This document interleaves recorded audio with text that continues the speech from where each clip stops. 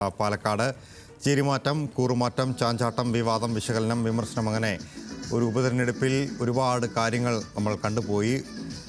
മറ്റ് എല്ലായിടത്തും ഒരു ഉപതെരഞ്ഞെടുപ്പ് നടക്കുന്നതിൻ്റെ ഓളങ്ങളുണ്ടായിരുന്നേക്കാൾ അതിനെല്ലാം ഇരട്ടിയാണ് നിലവിൽ പാലക്കാട് കാണുന്നത്. കാരണം വയനാടും ചേലക്കരയും പോളിംഗ് ബൂത്തിലേക്ക് പോയപ്പോഴും പാലക്കാട് പോളിംഗ് ബൂത്തിലേക്ക് പോകാൻ വീണ്ടും വൈകി. ഉത്സവം തന്നെയായിരുന്നു പ്രധാനപ്പെട്ട കാരണം. ജനാധിപത്യത്തിൻ്റെ ഒരു ഉത്സവം പാലക്കാട് അരങ്ങേറാൻ പോവുകയാണ്. അതിൻ്റെ കൊട്ടിക്കലാശമാണ് നടക്കുന്നത്.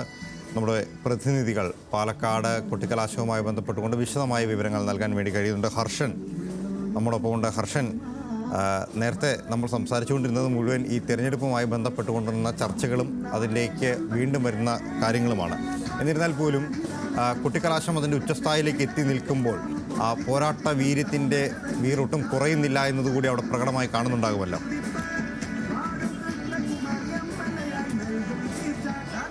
പോരാട്ട വീര്യം ഒട്ടും കുറയുന്നില്ല എന്ന് മാത്രമല്ല, കൂടിക്കൊണ്ടിരിക്കുകയാണ് ഓരോ നിമിഷവും എന്നുള്ളതാണ് യാഥാർത്ഥ്യം.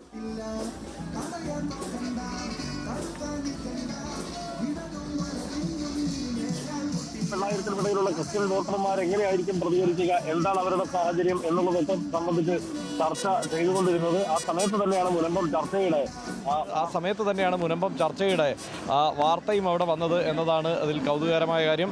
ഈ മുനമ്പം വിഷയം ഈ മണ്ഡലത്തിലൊരു പ്രധാനപ്പെട്ട വിഷയമായിരുന്നു, പ്രചാരണ വിഷയമായിരുന്നു ഈ ക്രിസ്ത്യൻ വോട്ടർമാർക്ക് ഇടയിൽ. അത് മാത്രമല്ല, ഇവിടുത്തെ BJP സ്ഥാനാർത്ഥി കൃഷ്ണകുമാർ മുനമ്പത്തെത്തി ഐക്യദാർഢ്യമൊക്കെ പ്രഖ്യാപിച്ച് അങ്ങനെ മുന്നോട്ട് നീങ്ങിയതുമാണ്. പക്ഷേ അതിനെ ഡിഫ്യൂസ് ചെയ്യുന്ന തരത്തിലുള്ള ഒരു നീക്കമാണ് സത്യത്തിൽ ഇപ്പോൾ പണക്കാട് തങ്ങളുടെ നേതൃത്വത്തിൽ ഇപ്പോൾ നടന്നിരിക്കുന്നത്. ഇപ്പോൾ അവിടെ ബിഷപ്പ് ഹൗസിൽ വെച്ച് നടന്ന ആ ചർച്ച, അതൊക്കെ ആ നിലയ്ക്ക് അതിനെ ഈ പറയുന്ന മുനമ്പം വിഷയത്തെ ഈ മണ്ഡലത്തിൽ ഡിഫ്യൂസ് ചെയ്യുന്ന തരത്തിലുള്ള ഒരു നീക്കമാണെന്നുള്ള കാര്യത്തിൽ സംശയമൊന്നുമില്ല. അത് വലിയ തോതിൽ ഇവിടെ സ്വാധീനിക്കില്ല എന്ന് തന്നെ വേണം ഈ ഘട്ടത്തിൽ കരുതാൻ. വാർത്തകളിലേക്ക് വന്നാൽ ഇവിടെ നമുക്ക് ദൃശ്യങ്ങളിൽ ഒരുപക്ഷെ കാണാമെന്ന് തോന്നുന്നു. വലിയ ആവേശത്തോടെയുള്ള ഒരു ആരവം തന്നെയാണ് ഇവിടെ. കൊട്ടിക്കലാശത്തിന് വേണ്ടിയുള്ള മുഴുവൻ ആളുകളും ഇവിടെ എത്തിച്ചേർന്നിട്ടില്ല, അവരെല്ലാം എത്തിച്ചേരുന്നതേ ഉള്ളൂ ഘട്ടം ഘട്ടമായി. പക്ഷേ അല്ലാതെ ആളുകൾ ഒത്തിരി പേർ ഇവിടെ വന്നു ചേർന്നിട്ടുണ്ട് എന്നുള്ളതാണ്. ഇപ്പോൾ നമുക്ക് സനീഷിലേക്ക് കൂടി പോവാണ്. സനീഷും കൂടിയുണ്ട്. സനീഷ്, നമ്മൾ വിചാരിച്ചതിനേക്കാൾ വലിയ ആവേശമുണ്ടല്ലേ? വലിയ ആവേശം ആളുകൾ കൂടി വരികയാണ്. VT ബൽറാം ഇങ്ങോട്ട് എത്തിയിട്ടുണ്ട്. ഇവിടെ കോൺഗ്രസ് നേതാക്കളടക്കമുള്ള ആളുകൾ, നേരത്തെ മുഹമ്മദ് ഷിയാസ് നടക്കണ്ടായിരുന്നു. അങ്ങനെയുണ്ട്. അടിപൊളിയല്ലേ? നല്ല വൈബല്ലേ? നല്ല ഭൂരിപക്ഷത്തിൽ UDF ജയിക്കുന്ന എല്ലാ നിലയിലുള്ള പ്രചരണ പ്രവർത്തനങ്ങളും ഞങ്ങൾക്ക് നടത്താൻ സാധിച്ചു. ആ പൂർണ്ണമായിട്ടുള്ള കോൺഫിഡൻസ് അവസാന നിമിഷം വരെ നിലനിർത്താൻ സാധിക്കുന്നുണ്ട് എന്നുള്ളത് തന്നെയാണ് ഇതിൻ്റെ പ്രത്യേകത. ഇപ്പോൾ കഴിഞ്ഞതിനേക്കാൾ വലിയ ടൈറ്റാണെന്ന് പറയുന്നത് മത്സരം. ആര് പറയുന്നത്? നിങ്ങളിവിടെ വന്നതല്ലേ? കാരണം കുറച്ച് ദിവസമായിട്ട് നിങ്ങൾക്ക് അറിയാവുന്നതല്ലേ ഗ്രൗണ്ട് റിയാലിറ്റി. ഈ ഇലക്ഷൻ്റെ തുടക്കം തൊട്ട് തന്നെ ഞങ്ങൾ ജയിച്ചായിരുന്നു. കാരണം ഞങ്ങൾക്ക് ഈ തെരഞ്ഞെടുപ്പിൽ പറയാനുള്ള കാര്യങ്ങൾ ദൗർഭാഗ്യവശാൽ ഞങ്ങളുടെ എതിരാളികൾക്ക് ആ നിലയിൽ പോസിറ്റീവായിട്ടുള്ള കാര്യങ്ങളൊന്നും പറയാനില്ലല്ലോ. ഇവിടെ ഞങ്ങൾക്കെതിരായിട്ട് മത്സരിക്കുന്നത് ആരാ? ഒരു ഭാഗത്ത് 8.5 വർഷം സംസ്ഥാനം ഭരിക്കുന്ന ആളുകളാണ്, മറുഭാഗത്ത് 9 വർഷമായിട്ട് നഗരസഭയും 10 വർഷമായിട്ട് രാജ്യവും ഭരിക്കുന്ന ആളുകളാണ്. അവർക്ക് അവരുടെ ഭരണ നേട്ടങ്ങളോ പോസിറ്റീവായിട്ട് അവർ പാലക്കാടിന് വേണ്ടി ഇന്ന കാര്യങ്ങൾ ഞങ്ങൾ ചെയ്തു എന്ന് പറഞ്ഞിട്ട് സരിന് അങ്ങോട്ട് പോയതോടെ ഷാഫിക്കും രാഹുലിനൊക്കെ ചെറിയൊരു പേടിയുണ്ടായെന്നാണ് പറയുന്ന ആൾക്കാർ. അല്ല, അത് തന്നെ ഈ ഇലക്ഷൻ്റെ കൂട്ടത്ത് പോയ ആളാണ്. ഈ ഇലക്ഷൻ അങ്ങനെയുള്ള ആളുകളെ മാത്രം തിരഞ്ഞ് കണ്ടുപിടിച്ച് ഇത്രയും വലിയ അംഗീകാരം നൽകുന്ന ഒരു ഗതികേടിലേക്ക് CPM പോകുന്നു എന്നുള്ളതാണ്. കാരണം ഈ പാലക്കാടിൻ്റെ ചരിത്രത്തിൽ ആദ്യമായിട്ടല്ലേ ഒരു CPMകാരനായിട്ടുള്ള സ്ഥാനാർത്ഥി ആ സ്ഥാനാർത്ഥി പട്ടികയിൽ ഇല്ലാതെ പോകുന്നത്. അരിവാൾ ചുറ്റിക നക്ഷത്ര ചിഹ്നം ആ ബാലറ്റ് മെഷീനിൽ ഇല്ലാതെ പോകുന്നത്. അത് എത്ര വലിയൊരു അപജയമാണ്, എത്ര വലിയൊരു ദുരന്തമാണ്. ആ നിലയിലുള്ള ഒരു അവസ്ഥയിലേക്ക് അവർ എത്തിപ്പെട്ടു എന്നുള്ളതിൻ്റെ ജാള്യത മറയ്ക്കാൻ വേണ്ടിയിട്ട് ഞങ്ങളിൽ നിന്ന് പോയ ആളുകളുടെ ചില വാക്കുകളെ അവരിങ്ങനെ പർവ്വതീകരിക്കുന്നു എന്ന് മാത്രമേ ഉള്ളൂ. ഇന്നത്തെ ഒരു ആഘോഷം നടക്കട്ടെ. ഞങ്ങൾ 23-ാം തീയതി പറയുന്നുണ്ട്. ആയിക്കോട്ടെ. അപ്പോൾ എല്ലാ ആശംസകളും. അപ്പോൾ അത് ഹർഷൻ, നമ്മുടെ ഈ പറഞ്ഞ പോലെ നേതാക്കളടക്കമുള്ള ആളുകൾ വന്നു തുടങ്ങിയിട്ടുണ്ട്. വലിയ തോതിലുള്ള ഒരു ആൾക്കൂട്ടമാണ് നമുക്ക് ചുറ്റുപാടുമായിട്ട് രൂപപ്പെട്ടു വരുന്നത്. ഈ ഭാഗത്ത് UDFൻ്റെ പ്രവർത്തകർ നമ്മൾ നേരത്തെ കണ്ടെടുത്തിട്ടുണ്ട്. അവിടെ നിന്നിപ്പോൾ LDFൻ്റെ പ്രവർത്തകർ വന്നുകൊണ്ടിരിക്കുന്നു എന്നുള്ളതാണ് ഈ സമയത്തിൻ്റെ ഒരു പ്രത്യേകത. ദൃശ്യങ്ങളിൽ നമുക്ക് 4 ഭാഗത്തുമായിട്ട് ആളുകളെ കാണാം. വലിയ തോതിൽ ആൾക്കൂട്ടമുണ്ട്. നമുക്കറിയാം, ഇപ്പോൾ VT ബൽറാം സംസാരിച്ചതുപോലെ കോൺഗ്രസിനെ സംബന്ധിച്ചിടത്തോളം അതിശക്തമായിട്ടുള്ള ഒരു പോരാട്ടം നടക്കുകയാണ്. എങ്ങനെയുണ്ട്? വലിയ ഹാപ്പിയാണല്ലോ മുഖത്തൊക്കെ? വളരെ ഗംഭീരം. കാര്യങ്ങൾ അറിഞ്ഞോ? 3-ാം സ്ഥാനം ഉറപ്പിച്ചു LDF, 30,000 വോട്ടിൽ താഴെ. ചേലക്കരയിൽ 4 അക്കത്തിന്റെ വിജയം. വോട്ട് ചെയ്തിട്ടില്ല, അപ്പോഴത്തേക്ക് പറയാം. ചേലക്കരയിൽ 4 അക്കത്തിന്റെ വിജയം, പാലക്കാട് 5 അക്കത്തിന്റെ വിജയം, വയനാട്ടിൽ 6 അക്കത്തിന്റെ വിജയം. ഡൺ. അപ്പോൾ നിങ്ങളുടെ ആഗ്രഹം പോലെ നടക്കട്ടെ. ഓക്കെ, അപ്പോൾ നേതാക്കളെല്ലാം വന്നുകൊണ്ടിരിക്കുകയാണ്.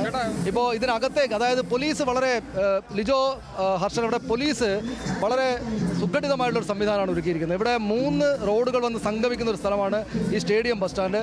ഈ 3 റോഡുകളും അടച്ചിട്ട് പോലീസ് വളരെ പ്രധാനപ്പെട്ട ആളുകളെ മാത്രമേ, അല്ലെങ്കിൽ മാധ്യമപ്രവർത്തകരെയും പ്രധാനപ്പെട്ട നേതാക്കളെയും മാത്രമേ അകത്തേക്ക് പ്രവേശിപ്പിക്കുന്നുള്ളൂ. ഈ 3 ഭാഗത്തും ആളുകൾ വന്ന് തിങ്ങി നിറയുന്നുണ്ടെങ്കിൽ തന്നെയും ഇതിനകത്തേക്ക് ആളുകളില്ല എന്നാണ് ഏറ്റവും പ്രധാനപ്പെട്ട കാര്യം. പോലീസ് വേണ്ട നിർദ്ദേശങ്ങൾ നൽകുന്നുണ്ട്. നമുക്ക് കാണാം എല്ലായിടത്തു നിന്നും ആളുകൾ വരികയാണ്. കേരളത്തിൻ്റെ രാഷ്ട്രീയ ചരിത്രത്തിലെ, തെരഞ്ഞെടുപ്പ് രാഷ്ട്രീയ ചരിത്രത്തിലെ ഏറ്റവും പ്രധാനപ്പെട്ട തെരഞ്ഞെടുപ്പ് പോരാട്ടങ്ങളിൽ ഒന്നാണ് ഇത് എന്ന കാര്യത്തിൽ സംശയമില്ല. അതുകൊണ്ട് തന്നെ ആ സവിശേഷത ഇതിനുണ്ട്.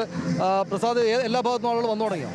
ഇപ്പം ഇവന് വരാനുള്ളത് LDFിൻ്റെതായിരുന്നു. LDFിൻ്റെ ആളുകളും വന്നു തുടങ്ങി കഴിഞ്ഞു.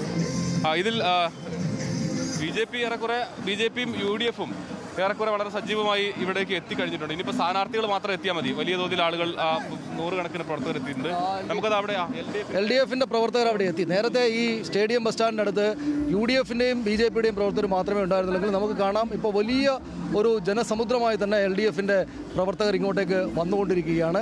വലിയ പതാകകൾ ഉയർത്തിയിട്ട് അവരുടെ ആവേശം നമുക്കിവിടെ ദൃശ്യമാണ്. എനിക്ക് തോന്നുന്നു ആ ദൃശ്യങ്ങളത് കാണാം. അതിനൊപ്പം തന്നെ ശാന്തകുമാർ വെള്ളാലത്ത് അവരുടെ ക്യാമറ കൂടെ വരുന്നതുകൊണ്ട് ആ ദൃശ്യങ്ങൾ പ്രത്യേകമായിട്ട് തന്നെ നമുക്ക് കാണാനാകുന്നുണ്ട്. ഇത്തവണ യഥാർത്ഥത്തിൽ പ്രസാദ്, ഈ 3ാം സ്ഥാനത്തായിരുന്ന ഇടതുപക്ഷ ജനാധിപത്യ മുന്നണിക്ക് ഒരു പ്രതീക്ഷയുള്ളതാണ് അല്ലേ? അതിൻ്റെ ആവേശം നമ്മളിവിടെ കാണും. തീർച്ചയായിട്ടും. കാരണം തുടക്കം മുതൽ അവർ ആ പ്രതീക്ഷയിൽ തന്നെയാണ് നിൽക്കുന്നത്. സരിൻ സ്ഥാനാർത്ഥി നേരത്തെ പറഞ്ഞതുപോലെ ഇവരുടെ ഒരു പ്രധാന പ്രതിസന്ധി എന്ന് പറയുന്നത് ഈ പാലക്കാട് നഗരസഭയ്ക്കകത്ത് ഒരു സ്വാധീനം ഉണ്ടാക്കാൻ കഴിയുന്നില്ല. നേരത്തെ സ്വാധീനം ഉണ്ടായിരുന്ന പാർട്ടിയാണ്, പക്ഷെ പിന്നീട് ദുർബലമായി പോയി. അപ്പോൾ ആ ഒരു സ്വാധീനം ഉണ്ടാക്കാൻ സരിൻ്റെ സ്ഥാനാർത്ഥിത്വം കൊണ്ട് കഴിയുമെന്നുള്ളൊരു പ്രതീക്ഷയാണ് ഇവർ തുടക്കം മുതൽ വെച്ചിട്ടുള്ളത്. അതുകൊണ്ട് തന്നെയാണ് ഈ ഇത്രയും ആളുകൾ, നമ്മൾ ഇപ്പം നേരത്തെ പറഞ്ഞതാണ്, നമ്മൾ നേരെ സംസാരിച്ചു കഴിഞ്ഞാണ്, സാധാരണ തെരഞ്ഞെടുപ്പ് കാലങ്ങളിലൊന്നും പോകാത്ത സ്ഥലങ്ങളിൽ പോലും CPM ഇത്തവണ വീട് കയറുകയും വോട്ട് ചോദിക്കുകയും അവിടെ ബൂത്ത് കമ്മിറ്റികളും ചെറിയ ചെറിയ കുടുംബയോഗങ്ങളും ഒക്കെ നടത്തി മുന്നോട്ട് പോകും. അപ്പം അതിൻ്റെ ഒരു ആത്മവിശ്വാസം LDFിനെ സംബന്ധിച്ചിടത്തോളം വലിയ തോതിലുണ്ട്. അത് നമുക്ക് ഈ പ്രവർത്തകരുടെ റാലിയിലും കാണാൻ കഴിയും. അവർ നടത്തിയിട്ടുള്ള റാലികളിലെല്ലാം വലിയ തോതിലുള്ള ആളുകളെ പങ്കെടുപ്പിക്കാൻ കഴിഞ്ഞിട്ടുണ്ട്. ഇപ്പോൾ അല്പസമയത്തിനകം ഇവിടെ മുഴുവനായും നിറയും എന്നുള്ള കാര്യത്തിൽ ഒരു തർക്കമാണ്. ഇവിടെ മുഴുവനായിട്ട് തന്നെ നിറയും. ഇപ്പോൾ ഏതാണ്ട് കാര്യങ്ങൾ സെറ്റായിട്ടുണ്ട്. ആ ഭാഗത്ത് നമുക്ക് കാണാം CPMൻ്റെ LDFിൻ്റെ പ്രവർത്തകർ വന്ന് നിറഞ്ഞു. ഈ ഭാഗത്താണ് LDFിൻ്റെയും പ്രവർത്തകർ വന്ന് നിറയുന്നുണ്ട്. അതോടൊപ്പം മറ്റൊരു വശത്ത് UDFിൻ്റെ കൊട്ടിക്കലാശവും കൊഴുക്കുന്നുണ്ട്. NDAയുടെ കുറച്ച് വിശദാംശങ്ങൾ കൂടി നമ്മൾ തേടി വരികയാണ്. സരീഷാണ് NDAയുടെ കൂടെ നിലവിൽ വിശദാംശങ്ങൾ പങ്കുവയ്ക്കാനുള്ളത്. സരീഷ്, ഇന്നത്തെ ഏറ്റവും ശ്രദ്ധേയമായൊരു കാര്യം ഇടഞ്ഞു നിൽക്കുന്നു, മാറി നിൽക്കുന്നു എന്നെല്ലാം പറയുന്ന ശോഭാ സുരേന്ദ്രൻ്റെ സാന്നിധ്യം ഈ കൊട്ടിക്കലാശത്തിൽ BJPക്ക് കൃത്യമായി പ്ലേസ് ചെയ്യാൻ കഴിഞ്ഞു എന്നുള്ളത് തന്നെയാണ്.